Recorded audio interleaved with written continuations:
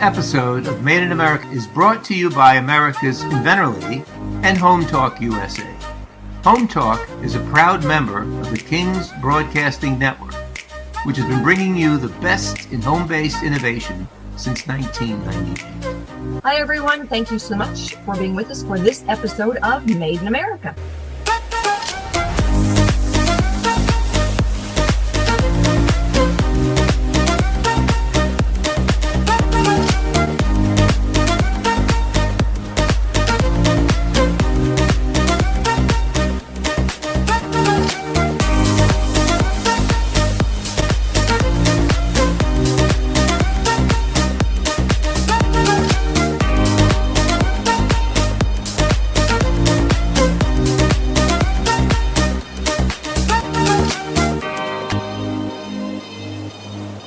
This segment is brought to you by the law offices of R.P. Baraska. RPB law offices have been bringing corporate-level legal expertise to the independent inventor community for more than 20 years. For all your inventing legal needs, trust rpblawoffices.com. Hello, and welcome to the Chairman's Countdown with Zach Mottel. I'm your host, Zach Mottel, joined as always by John Toomey, president of the Coalition for a Prosperous America. And we're coming to you across the Home Talk USA radio network, and we're streaming nationwide at hometalkusa.com. Thanks for joining us here today. You know, we're honored. We've got a really great guest for you today, someone who has become one of the strongest voices in Congress on reshoring America's drug manufacturing and confronting our dangerous over-reliance on China and India for our generic medications that most Americans take every day. Senator Rick Scott is here from the fine state of Florida. And John Toomey, great to have you back. Let's dive right in. Senator, last week we had on Representative Buddy Carter, and it was great to talk with him. He emphasized how dependent the U.S. has become on China and India for pharmaceuticals. And your committee has done some investigations, and you've really gotten in pretty deep just to see how, quite frankly, how deep, dangerous, and dependent this is. You know, what has the Senate Aging Committee uncovered about these safety issues in the manufacturing facilities abroad that are making our generic medications? Well, first off, John, Zach, nice to see you again. We've had 3 hearings so far, and we've put out a report. And it's pretty simple. Americans should be unbelievably alarmed about taking a generic drug. 80+% of generic drugs are made in India and China, and most of our antibiotics are made there also. Almost all of the ingredients come out of China. Now, first off, just think about what China is doing with regard to rare earth. So they could just shut it off, like they've done with rare earth, anytime they want. So let's just say that's all they do. They say, nope, we're not going to give you any more drugs. Okay, we only have weeks of drugs sitting in this country, generic drugs from China and India. So we'd have to really ramp up, which would be very, very, very difficult. So I think that number one puts us at a big disadvantage. Number two is you would think that what you're putting in your body has been somebody in the federal government has actually tested it, right? Aren't we led to believe that we got this great FDA that goes out? That's FDA-approved, Senator. Yeah, I mean, don't you think that that they are out there busting their butt to make sure these are safe? Not true. Now, if a drug was manufactured in the United States, the FDA does unannounced inspections. So you've got to be on your toes each and every day if you're a manufacturer of drugs in the United States. But if you're in China or India, guess what? They give you notice. They're not unannounced, they're pre-announced. So you have time to clean up your problems, repaint the building, all right? Get rid of all the bad stuff, fabricate your information, doing all those things. So that sounds like the FDA is probably not doing their job, which they are not, okay? So that's number two. Then number three, so we already know that it might not be safe for you. There was a study out of the University of Indiana that you have more than a 50% increased chance of hospitalization or death if you take a generic drug from China and India. So you put all these things together, what are we doing? Right? We're supposed to be relying on a federal government that's going to keep us safe. You think about the food you put in your body, right? You should be doing the exact same things now about generic drugs. You should, before you take a generic drug, you should question whether you should take it or not. And if you can take a drug manufactured in this country, that's what you should be doing. So we've got to get this fixed. The best thing is we got to get drugs made back in America.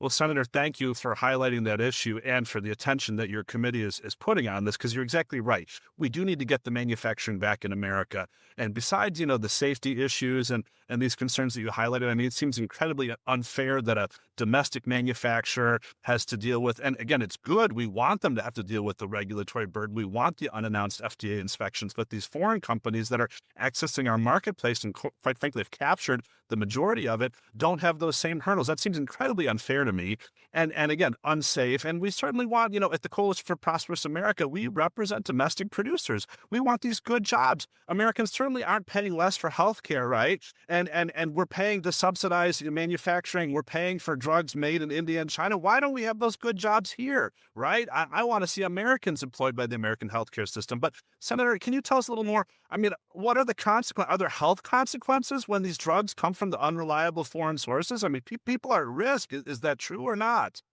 Absolutely. But, look, it even gets worse than what I said when I started off. Do you realize that I think it's 1 out of every 4? Now, think about this. With unannounced inspections, okay, maybe years apart for drug companies in India or China, still, I think 1 out of every 4 of those companies are subject to an FDA violation. Now, that should alarm you, but it gets worse. If the FDA determines that their generic drug made in India and China, if there's a shortage, they waive the quality problem. Wait a second. Really? Yep. They waive the quality problem. They know there's drugs that are produced by companies in an unsafe environment, but because there's a shortage, they waive that problem. So the FDA has completely fallen flat on their job here. So you should, there's so many reasons to buy American products because it creates jobs for your neighbor, right? We want jobs in this country. But think about it. You should really think about what you put in your body. So how do you solve this? You do it like everything else. You want to know where things are made. We should know the country of origin of everything we put in our body. So if you're going to take a generic drug, if you tell people where it's manufactured and where the ingredients come from, guess what they're going to do? They're going to buy American because they know in America it's safer. Now, then they say, oh, it might cost a little bit more. Now, think about it. You know how drugs are made primarily by robots. Do you think robots cost less in India and China than they do in the United States? No, they don't cost less. They don't cost more here than they do there. So we had, in one of our hearings, we had an individual come, he testified the fact that you can bring this manufacturing back, right? You can bring manufacturing back here. It doesn't have to cost more money. And then we had some companies that manufacture in the United States talk about the difficulty of getting contracts with our own federal government. So if you're a member of our military, you got the exact same problem. Your military is giving you drugs made in India and China that might be unsafe to you, right? The VA, they're giving our veterans, right, drugs that might not be safe for them. So just think about the buying power of the VA and our military, what they could give to American manufacturers. And are they doing it? No. And all those things have to change. This is terrible, Senator. Yeah, I'm aware our military is the biggest buyer of drugs, and I'm aware they did some testing with a little lab called Valsure, and they found some surprising things, some actually quite dastardly things. The drugs weren't behaving as they were supposed to. But yet, like you said, nothing is being done about this. We're still trying to, shop around for a quarter of a penny of a pill. Like you said, also, we've proven with our economic team that it's not going to raise prices, but it is going to raise security, and it's going to bring some good jobs back. And people who support those robots and the machines and the tooling used to make drugs. Companies like mine and other supply chain companies want to be back in that game. But what we're doing is just absolutely terrible. And besides what you just described, also, you mentioned when there's a shortage that we accept poor quality, which I did not know that. My mind is just blown. I think most of the people listening to this radio show would be disgusted to know that. Probably each and every one of them takes at least one pill a day. These are not the name brand drugs we see on the commercial. They're not fancy. This is your allergy pill, your stomach medicine, your blood pressure pill. Not fancy.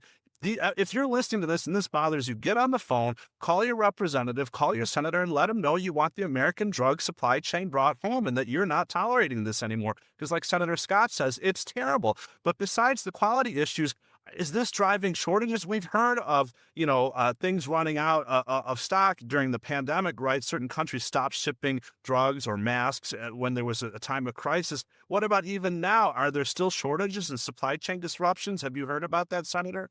Absolutely. And the reason is, the reason why there's shortages is because we're not relying on homegrown products. Let's, what our government should be doing is making sure, right, that there's competition, making sure that we are self-sufficient. Like I always tell everybody, I love my mom. My mom has passed away, but she was a wonderful person. Guess what? I never wanted to be dependent on her. I actually didn't want to be told what to do. Right? We should think the same way. All right. I think all of us probably think that way. We should think the same way about our country. Let's don't be dependent on some foreign adversary, especially China, who has clearly decided to be our enemy. That's right. Or what about India? I mean, maybe people consider India more friendly than China, but if it's about our national security, if it's about us being independent, like you said, independent from our parents, we've got to be independent in America. We've got to have those drugs. It doesn't matter if they're coming from Canada or China or India. We need to have it here so that we are secure and strong as a nation. Plus, we get the good jobs. I mean, John Toomey, you've seen some of this throughout our membership base at CPA. We've got about a minute left here. Can you quickly give us some color on that? Oh, yeah, that's right. I mean, look, there are manufacturers making generic drugs here in this country. But the senator rightly pointed out, they are under siege by product coming from India, from China, largely subsidized by foreign governments. They're dumping this product here. The product's sub-quality, subpar at best. And it really hurts the current production that we have, the little that's still here. And also those who are looking to make investment in this country, right? There's a lot of interest and eagerness right now to get involved in pharmaceutical production. And I think a lot of folks are waiting on what comes from the Commerce Department here with their pending 232 investment. Well, that's great stuff, John. Let's get that done. Let's give them certainty. Speaking of paying our bills, we're going to pay the bills for a minute. We've got to go to a commercial for a moment. When we come back, we're going to be back with Senator Rick Scott from Florida. And don't change that dial. Stay right here with us on the Home Talk USA Radio Network. This segment is brought to you by SearchQuest Patent Search. SearchQuest provides for a comprehensive patent search that searches the entire world and not just the U.S. Patent Office. Make sure that before you spend those big bucks having a patent written, you've done your due diligence by getting a comprehensive patent search. Use SearchQuestPatents.com for all your patent search needs. They scour the world for you. This is the Chairman's Countdown with your host, Zach Model, Chairman of the Coalition for a Prosperous America. Count down with us as we explore trade, tariffs, and industrial strategy with the leaders driving America's prosperity and security. Welcome back to the Chairman's Countdown, where we discuss reshoring and rebuilding the American middle class through industrialization. I'm your host, Zach Model, and we're all about making things here in the United States, and so is Senator Rick Scott from the fine state of Florida. Senator, you've been a vocal proponent about the structural failure in our generic drug ecosystem. And right before the break, we were talking a little bit about that and some of the quality systems. I mean, I think people are just, their minds would be blown if they knew the truth. I think most people don't know this. Hospitals and these GPOs, the purchasing organizations, government purchasing organizations, they're really incentivized right now to buy the cheapest drug, not necessarily the safest drug or the highest quality drug. Senator, what do you think? Why isn't drug quality a factor in the purchasing decisions today? I think we took it for granted. I think hospitals, consumers, everybody, took it for granted that the FDA was doing their job and that a generic drug made in India and China was as safe as one made in America. And what we found out is first off, that's not true. Number one, we do want jobs made in this country. We should be supporting American manufacturing so we get our neighbors' jobs, our kids' jobs, so we get more American jobs, and they're good paying jobs. But on top of that, what we found is the quality's not there. We should never be dependent on a foreign country, especially one that's decided to be our adversary like China. We should never be dependent on somebody that we know has a poor quality product that we're going to put into our body. So what we should expect is everybody in sort of the food chain, from your doctor, your hospital, your pharmacist, your group purchasing organization, your insurance company, anybody that could be involved in the PBM, everybody that's involved in buying drugs they should be part of their decision should be, where can I get the best quality product? And if I can get it made in this country, let's get it made in this country because it'll create more American jobs. And so I think as people understand this and get more information about this, they're going to demand the hospitals, the doctors, the pharmacies, everybody to do a better job. I think so too, Senator, because, as a consumer, right, every day we go out and we buy things, and sure, we're looking for a good deal and the right price. But if it doesn't work at all, you buy a lawnmower and you pull, it doesn't start. It doesn't matter how cheap it was. And that's literally what's happening with these drugs. People take them, they don't dissolve like they're supposed to, either too quickly, too slowly. They don't have the right effect, and people are dying from it. I think the general public doesn't appreciate that. They say, oh, grandma went to the hospital, she's been taking the medicine, and her blood pressure, they couldn't get under control, and she died. A lot of times when you talk to doctors who know about this problem, who are honest, they say, you know what, I'm concerned about the quality of the medication, that it didn't do what it was supposed to, and that's why she died. So, thank you for your emphasis on this. But, how have we gotten into this race for the cheapest product? It certainly penalizes American manufacturers, doesn't it, right? People who make it here, the race to the bottom, they've been cut out, and the American producer.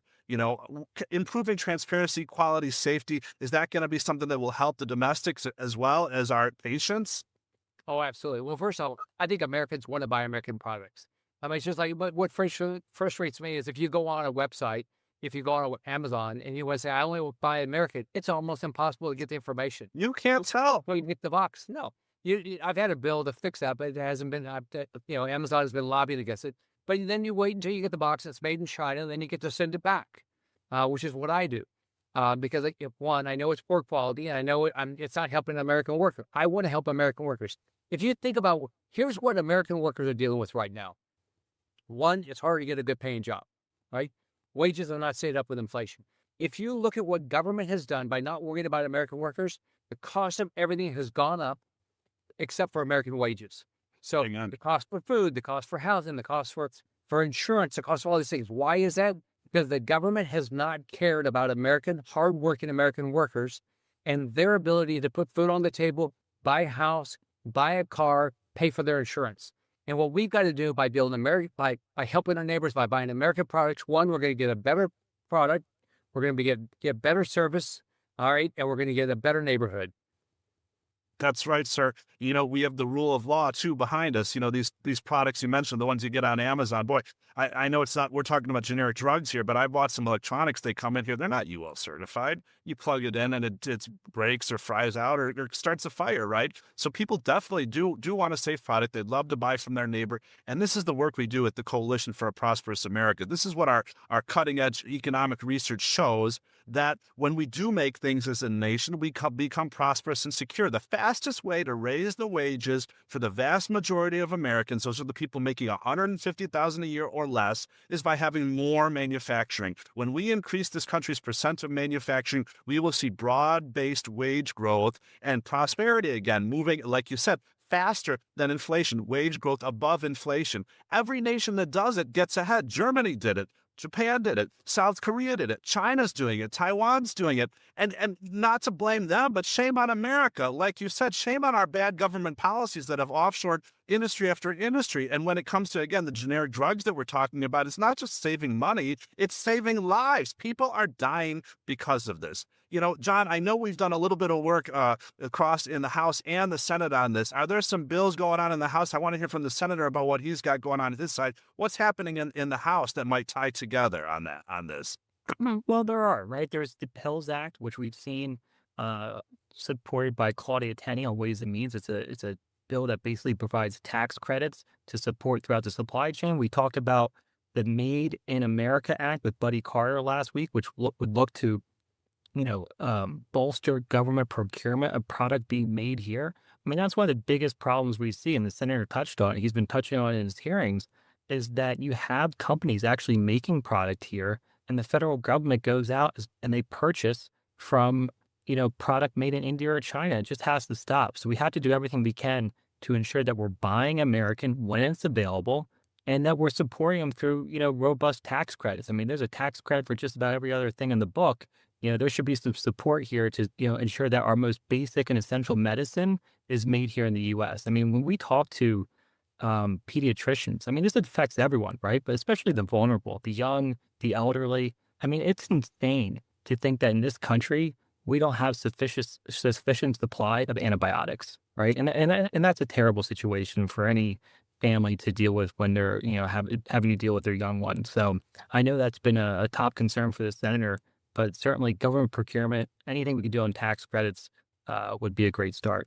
Senator, what do you see from your perch in the Senate? He talked about 2 of the House bills. In our perspective, what do you see coming down the pipeline?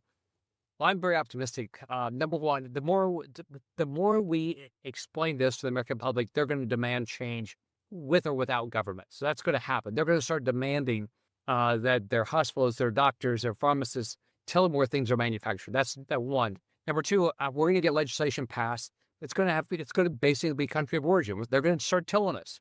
And when you get a pill, they're going to say, oh, that was made in Dallas, Texas, or that was made in Shanghai. They're going to start telling us, and we're going to pick, we're going to pick American products because we know they're a higher quality. And on top of being higher quality, the side benefit helps our American families get a good paying job so they can raise families, which is what we want in our neighborhoods.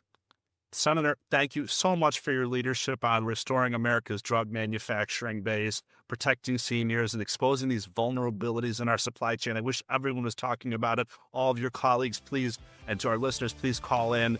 We're going to talk a little bit more. We've got one more break coming up. We're going to dig into the economic side of this. But again, thank you for joining us today. Senator Rick Scott from Florida, what a great guy and a leader on this issue. We're going to go to commercial. Join us back on the Home Talk USA Radio Network in a few moments. Bye, Zach. Bye, John. Thanks again. If you're an inventor or you know an inventor out there who would just like to be able to have a conversation with other inventors, join the Inventors Roundtable. It's free. The meetings are virtual, so you can be anywhere in America and talk to another inventor. And for a lot of folks out there, understanding the process, being able to ask questions, getting good service provider information is critical to the inventing process. So, got questions? Want to join? It's free. inventorsroundtable.org. Welcome back to the Chairman's Countdown. I'm your host, Zach Model, Chairman of the Coalition for a Prosperous America. We're coming here to you live on the Home Talk USA Radio Network. And before the break, we had Senator Rick Scott joining us and John Toomey from the Coalition for a Prosperous America. We were talking about some of the problems with America's medical supply chain and the fact that we've literally offshored 90%, if not more, of our generic drug manufacturing. We talked about the health problems of drugs that don't work right, how this really isn't saving the average person any money at all, and it's really costing America a lot of good jobs and what is a high-tech industry, generic drug manufacturing. So now I want to get a little bit into the economics behind all of that, and we've got CPA's economist Andrew Reichenberg here. Andrew, great to have you here today. You recently testified before the Senate Aging Committee, where Senator Rick Scott is actually the chairman, and you laid out kind of some of the economic risks of offshoring the pharmaceutical supply chains. Your CPA report put real numbers behind what Senator Scott and what we heard Rep. Buddy Carter last week on the show, they were warning us about. Some of what you talked about was how the API production, China has gotten complete control of that. And, can you tell us a little bit more about what APIs are and how China and these other countries have really taken complete control of that supply chain? Yeah, unfortunately, we are extremely reliant on countries like China at this point, and there's multiple risks that are involved in this. One of the main risks is that China is a potential geopolitical adversary, or if they're not already. But also, if any event comes across like COVID or any supply chain disruptions, even to a single plant, our system is immediately vulnerable. And this is because we are so reliant on China at this point.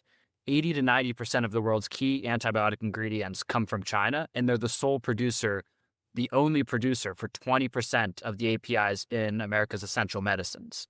And then even with final drug production that we're a lot more reliant on India for, India itself is also reliant on China for about 80% of its APIs. So no matter how you look at this, at all levels, we are deeply reliant on China at this point, and it's creating huge vulnerabilities in the system. And it's led to the main problem behind whether you name it the shortages, the safety issues, the supply chain security, all of these problems are directly linked to our import dependence and our lack of domestic production. Wow. Wow. I can't believe that. Things that are really we'd consider essential, right? Antibiotics, painkillers, basic medicines here. 80 to 90% coming from overseas. There's maybe one source left in America or no sources. I think most people aren't aware of this, and it's got to change. We've seen things about, some pricing distortions and some foreign pricing distortions, how they kind of wipe out U.S. manufacturers. Can you speak a little bit to that? What have you seen in the evidence there? Yes, this is the direct reason behind why we've had such a diminishing amount of domestic production. And just to put some numbers on that, in 2002, we had an 84% domestic market share for drugs in the United States. So 84% of the drugs that people were consuming were made here at home. But as of 2024, this is only 37%. This is a really complete collapse. And the main reason behind this, as you were hinting at, is the pricing issue. Drugs that are coming in from places like India or China are heavily subsidized, and they cut corners. They don't have as good of labor standards. They don't have as good of safety standards. And between these subsidies and these corner cutting on essential safety issues, as Senator Scott recently pointed out, 54% higher risk for severe adverse events from drugs from India. And this is what's making these medicines coming overseas a lot cheaper. And it's undermining our own producers, forcing them out of business and collapsing our domestic supply.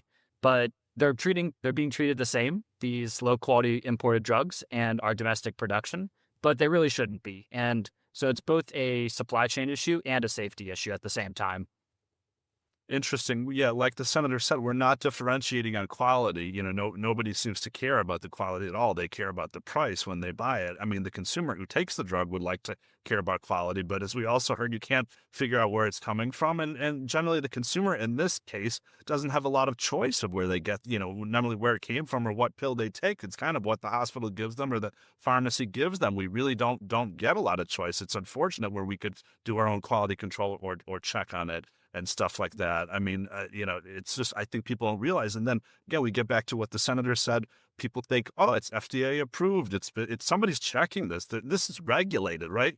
It's not. It's not. It is literally not regulated. Once it's approved, there's very little checking. And when they do check, it's call ahead and let them know to get ready and clean it all up. And then we'll look at it. So there's a lot of risk here in the supply chain. And, at the Coalition for Prosperous America, we represent, a lot of domestic producers, and we've heard from their side on this and certainly tried to dig into the issues. John Toomey's here with me. And, John, what have you kind of seen as you talk to our members? And they've heard obviously Andrew's work and some of the testimony we've given to policymakers like Senator Scott and Carter.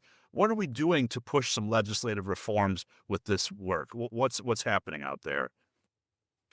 Looks like we lost John Toomey. So, okay, Andrew, it's just you and me here today. Sorry about that, folks. We got a bad connection.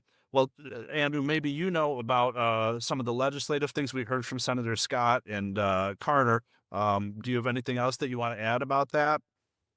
Yeah, I think this comes back to a few of the main issues that are at the heart of this pharmaceutical industry. And one of the main ones is a lack of domestic supply. And so in order to solve this, you need two main things. You need to stabilize the market for the current domestic producers, and you also need to really kickstart domestic production and incentivize investment and production here at home.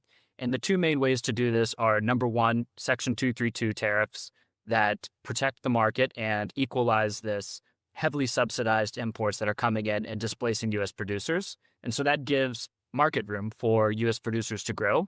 And then the second thing you need to do is jumpstart the increase in domestic production here at home through investment and production tax incentives, such as the PILLS Act that is currently proposed in the House that John talked about earlier. And so between these two measures, you're able to get this market room for U.S. producers and actually expand upon it and utilize it. And I think these kind of things are what, when we talk about producers wanting to get some certainty, right? There's a lot of money waiting on the sidelines to invest here in America, create jobs and start this up. This is the kind of certainty they're looking for, correct? Some certainty on tariffs and policy that would make people comfortable spending. If you're going to spend $1 billion on a plant, you certainly want to know that you're going to get a return on investment. Is this what they're looking for, Andrew? Exactly. And a lot of these facilities, they can be constructed and production can increase relatively quickly. But even that is a 12 to 24-month timeline to get a lot of these facilities up and running. So in order for these investments to really play out, you need this long-term guidance. You need long-term established policies, whether they're production incentives, whether they're tariffs. And this gives that nice forward guidance so that companies can be confident, invest that America does care about drug quality. They do care about having a manufacturing base here at home, and they can make the decisions to make that a reality. Yeah, well, I certainly want to see that come back for the safety reasons we heard about, but also the good jobs and the good supply chain. Because, when they build a factory, they need a lot of inputs for that factory. And those things certainly do flow down. And that's why manufacturing is one of the highest multiplier, highest job creating industries out there. So, good. I see we got John's connection back up again here. John, we've just been talking with Andrew a little bit about, bringing the production back and what can help with that. One of the things we hear about when we talk about incentives, it sounds like, people, I think in their mind, they worry they're going to be paying more for medicine, right? This is going to drive up the cost of healthcare for people. And I know that's important right now, but is that really the case? If we bring our medicine home, is it going to raise prices? No, absolutely not. I mean, and that's the beauty of the report that Andrew put out, right? Showing just how much of a markup there is in the generic drug supply chain, right? I mean, these costs will be absorbed from both the middlemen, the PBMs, the GPOs, the hospitals, the folks all throughout the supply chain leading up to the patient. And, in some cases, I think, we had a real world example where one of our members was manufacturing a product and I think it came out to about $1.30, right? By the time it hit the patient, it was about $8.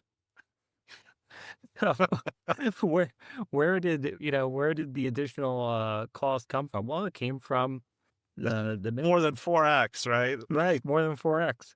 And so there's plenty of room to absorb whatever marginal increase in price there will be.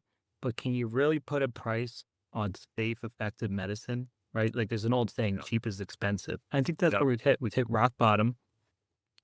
And it's so great to hear the senator and his commitment to these issues. I mean, there's been no bigger leader than him on this topic in the Senate. A lot of credit will be due to him and his leadership and his in multiple hearings and coverage that he's been having on this topic in a We've been bipartisan talking manner. about it for a long time. It's great to see him making the move on this. Do you think we'll finally get something passed? We don't have a lot of time left here, John. I think we will. I think we'll see something. I think there's a bipartisan interest. I think a lot will determine how much commerce handles on their own, and hopefully with Scott, we can see some good finality to the issue. Awesome. Well, thanks, John, and thank you, Andrew. Don't go anywhere. I'm Zach Model. You're listening to the Chairman's Countdown, brought to you with the Coalition for a Prosperous America on Home Talk USA Radio. We'll return in a few minutes with some more predictions for 2026 from John and Andrew. We'll talk more about the economic case behind reshoring our drugs. Don't touch your dial. Stay right with us on the Home Talk USA Radio Network.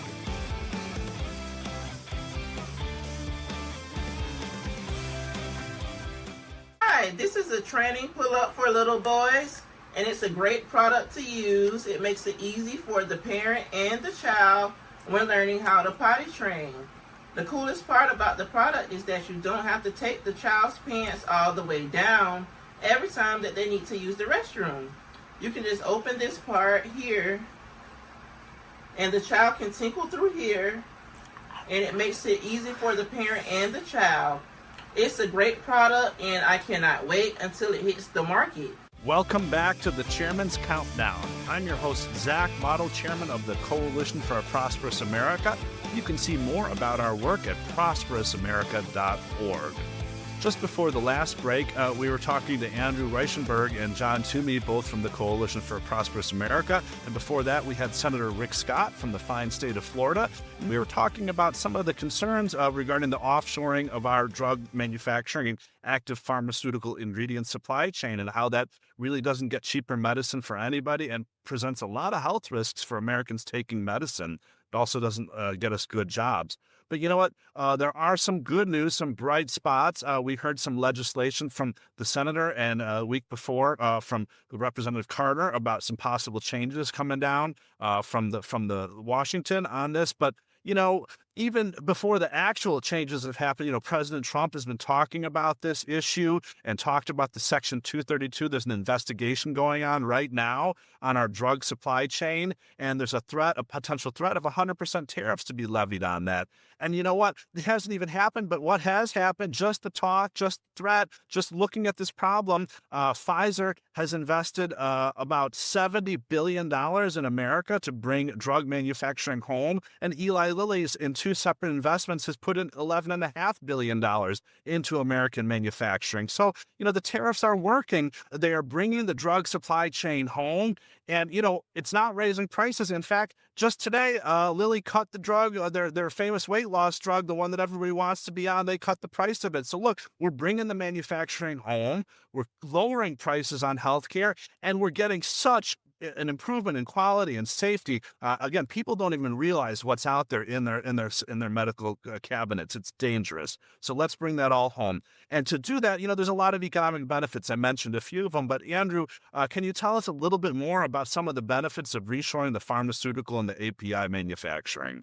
Yes, these investments that you mentioned, these are directly from the policy announcements or the policy guidance that's coming from the U.S. government and specifically the Trump administration. And it really cannot be underestimated how powerful these sort of policy signals are for businesses looking for these to make these long-term investment decisions here at home. But the economic benefits of this go far beyond just these investments and these new manufacturing sites.